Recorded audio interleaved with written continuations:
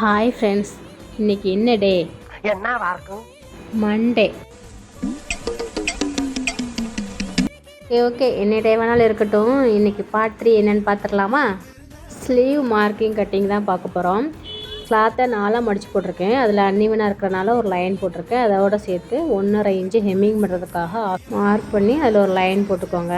ஸ்லீவோட ஹைட்டு வந்து 11 inch mark பண்ணுறேன். அதில் 11 இன்ச்சு மார்க் பண்ணி அதில் ஒரு லைன் போட்டுக்கோங்க. மேலே ஒரு 1/2 இன்ச்சு ஸ்லீவ் ஜாயின் பண்ணுறதுக்காக ஒரு 1/2 இன்ச்சு தையலுக்கான அளவு விட்டுட்டு அதில் ஒரு லைன் போட்டுக்கோங்க. ஸ்லீவோட ரவுண்டு வந்து 5.75 மார்க் பண்ணி 1.5 இன்ச்சு தையலுக்கான அளவு. கேப் ஹைட்டு வந்துட்டு 3.75 வைக்கிறேன். 3.75 மார்க் பண்ணி அதில் ஒரு மார்க் பண்ணிக்கோங்க.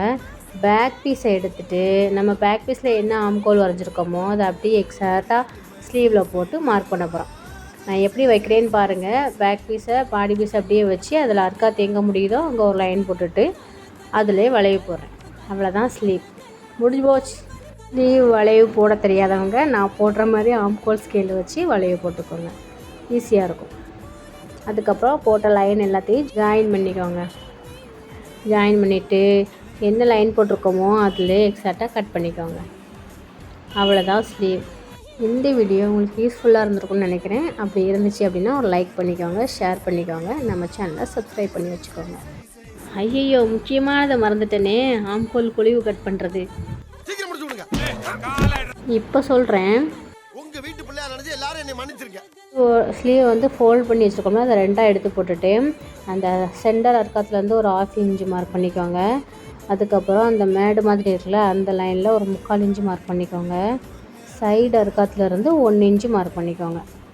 இதை மார்க் பண்ணிக்கிட்டீங்க அப்படின்னா அந்த 3 லைனையும் நீங்கள் ஜாயின் பண்ணும்போது உங்களுக்கு கை கழிவு பர்ஃபெக்டாக கிடைக்கும். ஹேண்டில் உங்களுக்கு போட வரல அப்படின்னா ஆம்கோல் ஸ்கேலை வச்சு அந்த 3 லைனையும் ஜாயின் பண்ணுற மாதிரி கரெக்டாக வச்சு அதில் லைன் போட்டுக்கோங்க. உங்களுக்கு வளைவு வந்து சரியாக வரும். நெக்ஸ்ட் பார்ட் என்ன வேணும் அப்படிங்கிறத கமெண்டில் போடுங்க. ஸ்லீவ் கட்டிங்கில் ஏதாச்சும் டவுட் இருந்துச்சு அப்படின்னா அதையும் கமெண்ட்டாக கேளுங்க, நான் கிளியர் பண்ணுறேன். தேங்க்யூ ஃபார் வாட்சிங்.